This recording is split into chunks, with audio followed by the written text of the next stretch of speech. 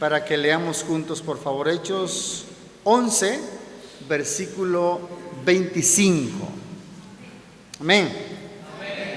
Leamos juntos, por favor. Dice la palabra de Dios: después fue Bernabé a Tarso para buscar a Saulo, y hallándole le trajo a Antioquía. De nuevo lo leemos. Después fue Bernabé a Tarso para buscar a Saulo, y hallándole le trajo a Antioquía. Y luego el versículo 26 dice: sí, se congregaron allí todo un año con la iglesia y enseñaron a mucha gente. Y a los discípulos se les llamó cristianos por primera vez en Antioquía. A los discípulos se les llamó cristianos, dice la palabra, cristianos, por primera vez allí en Antioquía. Bien, hemos estado hablando de una serie de predicaciones para este mes que ya está a punto de concluir. La serie Condiciones necesarias para el crecimiento de la iglesia. Y hemos hablado de la necesidad, hermanos y hermanas, de que generemos las condiciones para que otros crean en Cristo. Es decir, me refiero que generemos las condiciones para que Dios manifieste su poder, y de ese modo nosotros podamos ver cómo otras personas conocen a Cristo. Recuerde entonces que si generamos las condiciones que la palabra de Dios establece para que la iglesia crezca, la iglesia crecerá en forma sólida. Quiero hacerles una pregunta. Nunca lo he preguntado, me parece, y quiero que ustedes alcen su mano para responder. No es difícil la pregunta. ¿Están listos? Ahora quiero que piensen la pregunta. ¿Cuántos de ustedes, es muy sencilla la pregunta, ¿cuántos de ustedes desean que la iglesia de Ebenezer crezca integralmente? Alcen su mano los que dicen: yo quiero que esta iglesia crezca. Amén, amén. Así que hemos estado hablando de las condiciones necesarias para que la iglesia crezca. A veces, o en lo personal, veo dos extremos en cuanto al crecimiento de la iglesia. Por un lado, hay líderes e iglesias que no les interesa crecer, ¿no? Dicen: no, nosotros estamos bien. Y hasta dicen: Dios quiere calidad, no cantidad, ¿no?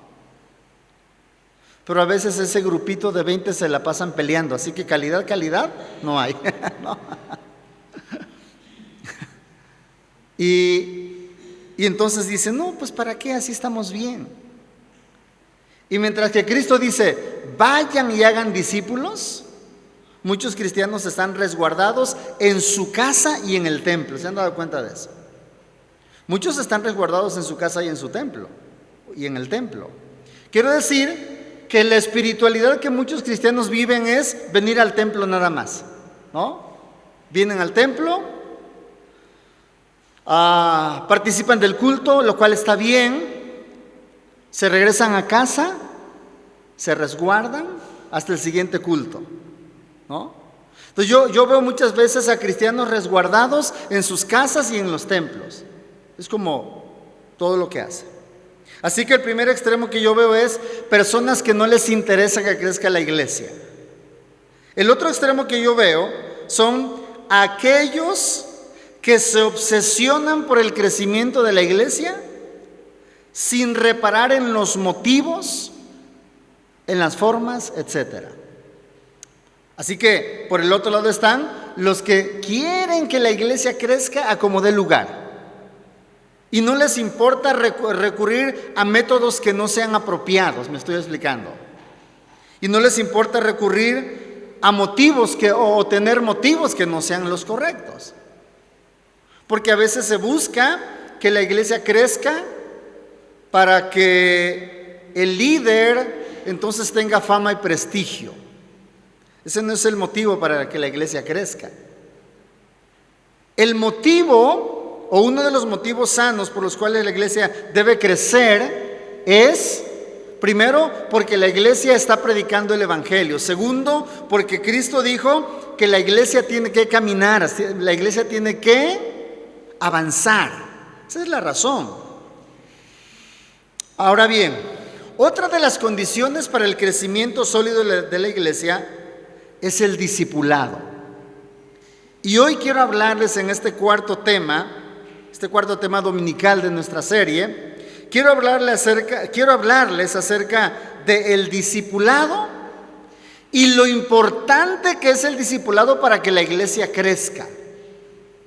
Ahora, en términos generales, me parece que podemos hablar de 3 niveles del discipulado.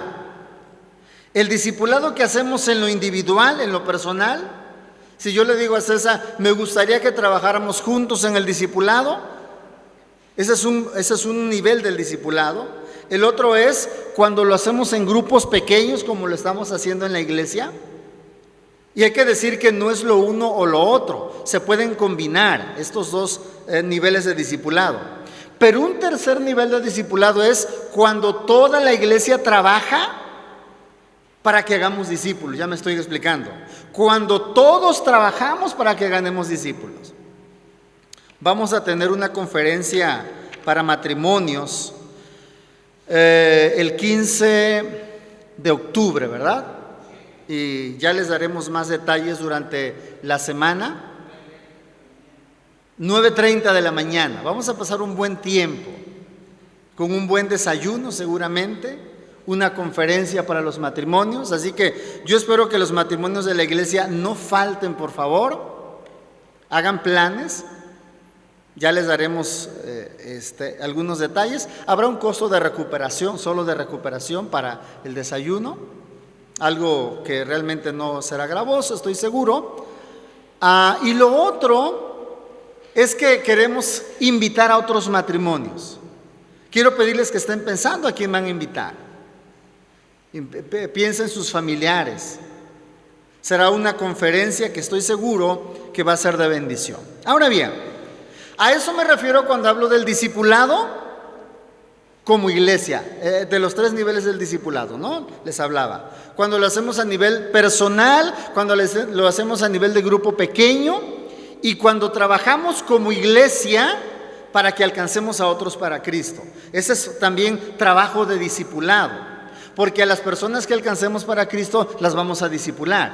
No las vamos a dejar, ¿verdad? Porque es una responsabilidad cuando una vez que la persona ya entregó su vida a Jesús y los abandonamos, es una irresponsabilidad. Porque es como engendrar hijos, darlos a luz y luego dejarlos a ver quién los cuida, ¿no? Abandonarlos, como cuando vemos esas historias, ¿verdad? Que indignan, duelen, de repente que alguien abandonó un bebé. Son cosas que a la sociedad nos mueven y que nunca nos tenemos que acostumbrar a decir, es normal, ¿verdad? Que nunca nos acostumbremos a eso. En el discipulado ocurre lo mismo. Que nunca dejemos que alguien se aparte de Cristo. Ahora, vamos a ver entonces una pequeña definición de discipulado. Aquí está por aquí. Léanla conmigo si alcanzan a leer, porque, bueno, creo que se alcanzan a leer, ¿verdad? Yo que necesito lentes, la puedo ver. Creo que es el texto que creo que está ahí, ¿verdad? Creo que es el correcto. Bueno, léanlo conmigo, fíjense bien, es la definición de discipulado. Es el proceso dinámico e intencional de aprendizaje y crecimiento en que participa el creyente en Cristo, dirigido por una persona comprometida con Dios, teniendo como fundamento la palabra de Dios para madurar integralmente. Entre paréntesis, ser como Cristo. ¿No que se alcanzaban a ver? Yo creo que no ven bien, hermanos. Ok, bueno, ahora quiero que pensemos en lo siguiente. esta definición de discipulado. Ojo, primero es el proceso dinámico. La palabra proceso significa o involucra tiempo, esfuerzo, trabajo, paciencia, perseverancia. Lo opuesto a proceso, a la palabra proceso, es un evento, ¿no? Un evento es algo que ocurre, dura poco y luego volvemos a la normalidad. El proceso dura tiempo. Ahora, el discipulado es un proceso dinámico que a veces puede incluir e incluye eventos como el culto, por ejemplo, es un evento, es un acontecimiento de adoración, obviamente que está involucrado el culto, pero luego es un proceso dinámico e intencional, intencional de aprendizaje. ¿Cuál es lo opuesto a lo intencional? Lo casual, ¿no? Lo no planeado, lo espontáneo. Aquí es un proceso intencional. Lo intencional que involucra planeación, compromiso, responsabilidad. Eso implica lo intencional, ¿verdad? Así que es un proceso intencional ¿de qué? De aprendizaje, ojo, y crecimiento. Notemos que no solo de aprendizaje, porque cuando decimos es un proceso solo de aprendizaje, entonces las personas pueden decir, bueno, voy a la iglesia para ver qué aprendo. No, aquí es, aprendo para crecer. En ese proceso debe participar todo creyente en Cristo. ¿Quién debe dirigir el discipulado? Una persona que está comprometida con Dios. ¿Cuál es el fundamento del discipulado? Se tiene como fundamento la palabra de Dios. ¿Ok? Tomen en cuenta esto. Por eso en el discipulado, ¿qué les decimos? Lean, estudien, mediten. Por eso el discipulado se tiene que fundamentar en la Biblia. El discipulado no es un curso para que ustedes aprendan algo. No. El discipulado es un proceso entonces que tiene como fundamento la palabra. ¿Con qué propósito? Para que maduremos. ¿Ok? El discipulado es para madurar. Porque recuerde que necesitamos madurar. Ahora, alguien puede pensar de sí misma, pues yo ya soy una persona madura. Pero pregúntale a tus conocidos a ver qué tan maduro eres. Pregúntale a tu familia, oye, ¿yo qué tan maduro soy? Tal vez alguien en la familia sarcásticamente nos diga, no sabía que habías empezado a madurar, ¿no? No sabía que te preocupaba tu madurez.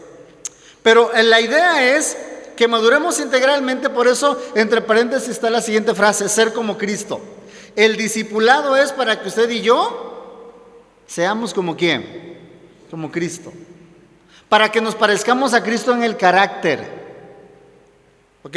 Observen a Cristo cómo era en su carácter. Era maduro, se relacionaba bien con Dios, con la gente, sabía cómo tratar a sus enemigos, ¿no es cierto? Sabía cómo tratar a los que lo atacaban, sabía cómo tratar con los niños, sabía cómo tratar respetuosamente con las mujeres, con los varones, era con los necesitados. Sabía tratar correctamente, entre comillas, con los pecadores, ¿no es cierto? Los cristianos a veces no sabemos cómo tratar con los pecadores, digo entre comillas porque todos somos pecadores. Pero esos que nosotros decimos que esos que decimos que son más pecadores que nosotros, ¿no? Esos son los que decimos, esos son los pecadores. Pero los pecadores somos todos. Jesús sabía cómo tratar con los pecadores, ¿no es cierto? A veces los cristianos no sabemos tratar con los pecadores. He estado pensando en la posibilidad de una serie que se llame Amigo de Pecadores, ¿no? Será buena una serie que se llame así, Amigo de Pecadores, porque Jesús era el amigo de los pecadores. Y nosotros a veces, ¿cómo vemos a los pecadores? Los rechazamos, ¿verdad? Uy, no, salud, no se me vaya a pasar el pecado. Pues ya lo traemos. No me vaya yo a contagiar. Bueno, ahora, ¿cuáles son, una vez que hemos visto esta definición de discipulado, cuáles son algunas de las bendiciones del discipulado? Fíjese bien, voy a mencionar 2 o 3 bendiciones del discipulado, porque son muchas. Primero, el discipulado da crecimiento sólido y constante al creyente en Cristo. Repito, da crecimiento sólido y constante al creyente en Cristo. Para que un creyente en Cristo pueda crecer sólidamente, necesita discipulado. No hay verdadero crecimiento si no hay discipulado. Uno no puede ser, fíjense bien, nosotros no podemos permitir o no podemos pensar ser discípulos de Cristo e irnos por la libre, como se dice comúnmente. ¿Sí me explico? Uno no puede decir, yo soy cristiano a mi manera. No se puede ser cristiano a su manera. Pablo dice que ningún soldado puede ser soldado, ¿verdad?, a sus propias expensas. Eso, imagínense, ¿verdad?, que de repente viéramos a la Asociación Nacional de Soldados Mexicanos, porque cada soldado dice que es soldado según su propia regla, ¿no? Y se agrupan como si fuera un club. La iglesia, el cristiano no puede decir, yo soy cristiano a mi manera. Oye, pero ¿lees la Biblia? Bueno, más o menos. Oye, pero ¿vas a la iglesia? No voy. Pero yo soy un discípulo a mi manera. No es cierto. Entonces el discipulado da crecimiento sólido al creyente en Cristo. Número 2, el discipulado fortalece el crecimiento sólido de la iglesia. Las iglesias y los pastores que no discipulan, un domingo el templo puede estar abarrotado, ¿me explico? 2 domingos, un mes, pero si no discipulan, en unos meses la iglesia puede estar semivacía. Los pastores y la iglesia y las iglesias que no discipulan solo están entreteniendo a los cristianos, y eso es peligroso. Hay pastores que solamente, e iglesias que solo se preocupan, dicen ellos, por tener un buen culto, ¿no? ¿Y qué es un buen culto? Pues que haya alabanza bonita, un culto bien organizado, una prédica entretenida. La gente viene, consume lo que produjeron los líderes de la iglesia, se van contentos, ¿verdad?, diciendo qué bueno estuvo el culto hoy, aunque al día siguiente no se acuerden de la prédica. ¿Es cierto? Porque luego nos preguntan, ¿y de qué habló el pastor ayer? Y dice, híjole, no sé, pero fue de la Biblia, ¿verdad? Sí, yo me acuerdo que fue de la Biblia. Si la iglesia quiere crecer en forma sólida, mis hermanos, debe tener discipulado. Escúchelo bien. Si queremos crecer en forma sólida, debemos de tener discipulado. Si no, no vamos a poder crecer. Podemos ganar gente, pero si no discipulamos, no crece la iglesia. Así que, porque por el discipulado, una persona se incorpora sanamente a la iglesia. Porque el discípulo aprende a discipular. Porque el discipulado, otra ventaja es que el discipulado sirve como eje ministerial para la iglesia de cada tiempo, de cada época. Primero, porque el discipulado es la misión de la iglesia. Segundo, porque entonces eso es lo que la iglesia tiene que hacer de manera prioritaria. Por eso la iglesia necesita dejar de hacer todo aquello que, aunque sea bueno, no contribuye al discipulado. La iglesia lo tiene que dejar de hacer. Los discípulos de Cristo ya no elegimos entre lo bueno y lo malo. Recuerde, los discípulos de Cristo elegimos entre lo bueno y lo mejor. Ya no elegimos entre lo bueno y lo malo. Un discípulo de Cristo no está pensando, ¿robaré o no robaré? No. Un discípulo de Cristo no está pensando, ¿fornicaré o no fornicaré? ¿Adulteraré o no adulteraré? No, y eso ya no es opción. Ahora el discípulo de Cristo está pensando, tengo que elegir entre lo bueno y lo mejor. Y Dios quiere que el discípulo, el discípulo de Cristo, elija lo mejor. Así que el discipulado trae grandes bendiciones para la iglesia. Si nosotros discipulamos, mis amados hermanos, todos trabajamos en el discipulado, cada persona que llegue la vamos a poder discipular. ¿No es cierto? Ya no vamos a pensar, pues esa es la responsabilidad del pastor. No. Cuando una iglesia piensa, es que eso lo tiene que hacer el pastor, entonces ese pastor ni va a poder con todo, va a terminar agotado y la iglesia va a terminar fastidiada también. Porque a veces queremos, sí, ¿verdad? Queremos crecer. Yo les pregunté, ¿verdad, hermanos? ¿Quieren que la iglesia crezca? Amén, qué bueno, y eso está bien. Pero tenemos que trabajar para ello, o seguir trabajando. Lo tercero es el discipulado en la iglesia primitiva. Una de las razones por la cual la iglesia del primer siglo poseía tanta vida en sí misma, ojo, y crecía, es porque esta iglesia se ocupaba del discipulado. La iglesia se ocupaba del discipulado. Por eso el verdadero discípulo se tiene que alegrar cuando la iglesia crece. ¿Sí me explico? No nos debemos de preocupar si la iglesia está creciendo. Nos debemos de preocupar si la iglesia no está creciendo, ¿no es cierto? Al religioso, al que no se compromete, no quiere que la iglesia crezca. Dicen, ¿para qué, pastor, si así estamos bien, no? ¿Para qué si así estamos bien? Y a veces al religioso, cuando llega uno nuevo, en lugar de que le dé alegría ver a uno nuevo, lo ven así como con desconfianza. Hay que recibirlo con alegría. ¿Amén, hermanos? Hay que recibirlo con alegría. Por favor, no actúen como el hijo mayor del hijo pródigo. ¿Se acuerdan cómo actuó el hijo mayor del hijo pródigo? El hijo pródigo había regresado a la casa. El hermano mayor regresaba del campo. Y cuando llegó, había una pachanga enorme en la casa. Y se quedó a lo lejos, ¿se acuerdan? Fíjense. Se quedó a lo lejos y llamó a uno de los sirvientes y le dijo, oye, ¿qué es ese escandalito que tienen allá?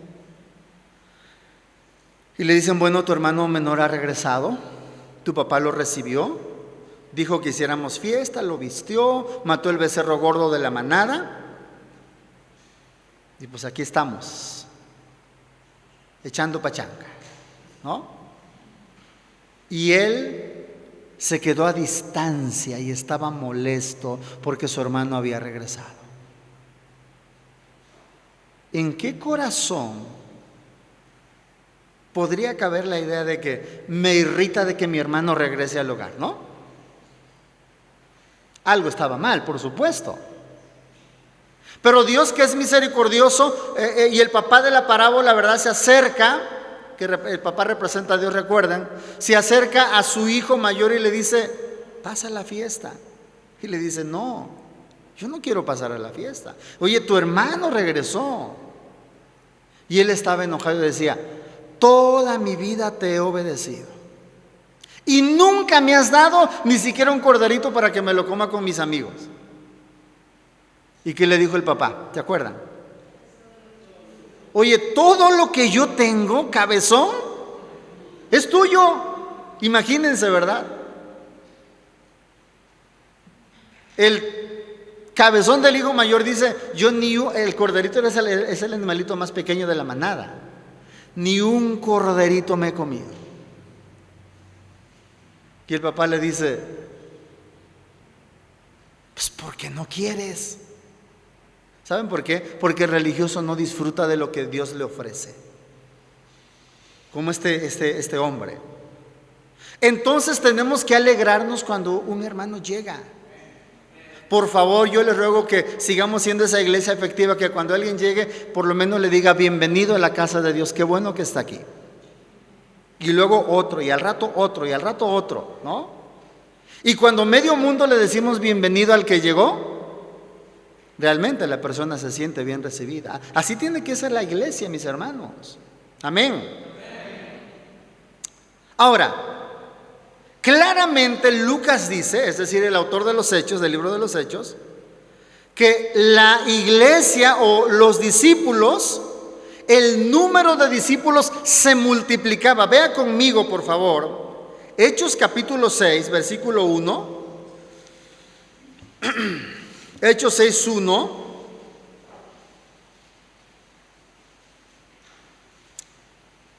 Hechos capítulo 6 y versículos 1 y versículo 7 también. ¿Ok? ¿Están listos? Vean lo que pasaba en la iglesia primitiva. Lean conmigo. Hechos 6, 1. En aquellos días, como creciera el número de los discípulos, hubo murmuración de los griegos contra los hebreos, de que las viudas de aquellas eran desatendidas en la distribución diaria. Pero vea cómo empieza el versículo. En aquellos días, como creciera, dice el texto, ¿verdad? ¿El número de qué? La iglesia primitiva era una iglesia que crecía continuamente. Y noten que dice, como creciera el número de los discípulos. Ahora, vayan conmigo al versículo número 7. Vean lo que dice. Y crecía la palabra del Señor, y el número de los discípulos se multiplicaba grandemente en Jerusalén. También muchos de los sacerdotes obedecían a la fe. Vean lo que dice. Y crecía la palabra del Señor, es decir, se daba a conocer. ¿Y el resultado cuál era? Y el número de los discípulos se multiplicaba.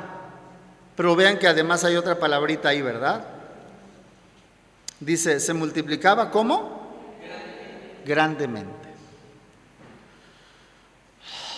Qué bueno sería, ¿verdad?, que en esta iglesia, y esperamos en Dios que así pase, que el número de los discípulos se multiplique grandemente. ¿Cuántos dicen amén, hermano? Amén. Que el número de los discípulos se multiplique grandemente en la iglesia. Y al rato que pues ya la pandemia ya se está yendo, gracias a Dios, que ya entremos más gente, ¿verdad?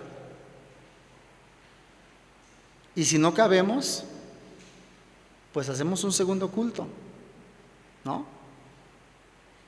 El número de los discípulos, dice la palabra, crecía y se multiplicaba. Un buen ejemplo de esto es el proceso que Bernabé llevó con Pablo o Saulo. Vean conmigo ahora Hechos 11:25. Hechos 11:25. Vean lo que hace Bernabé. Bernabé era un hombre fiel, servidor fiel, un discípulo fiel. Pablo o Saulo había creído. Saulo se había ido a Tarso, era de una ciudad de Tarso, llamada Tarso, y se había ido ya después de estar un tiempo conociendo la palabra. Y luego vean lo que dice, versículo 25. Después Bernabé fue a Tarso para buscar a Saulo, y hallándole le trajo a Antioquía. Y luego el resto del pasaje y otras porciones nos van a decir que lo que Bernabé hizo con Pablo o Saulo, más tarde Pablo, fue ocuparse con él durante un tiempo para discipularlo. Más tarde, mis amados hermanos, Pablo formó a otros discípulos. Pablo discipuló a Tito, Pablo discipuló a Timoteo. Vean cómo el discipulado es para que crezca. Usted está creciendo en su discipulado. Y yo los animo, por favor, mis hermanos, a que no dejen su proceso de discipulado. que sigan creciendo, que sigan siendo discipulados, para que ustedes aprendan a discipular a otros también. Finalmente, ¿qué debemos hacer como iglesia entonces nosotros en la dinámica del discipulado? Como dije, tenemos que seguir enfocándonos en el discipulado. El discipulado no es algo que hacemos un año y que el siguiente año ya lo vamos a dejar. No, el discipulado es algo que tenemos que hacer todo el tiempo. Quiero pedirle entonces que usted se piense como un discípulo de Cristo. Que usted piense cada día y diga: yo soy un discípulo de Cristo. Cristo me llamó, Dios ha perdonado mis pecados y yo tengo que buscar ser un discípulo de Cristo.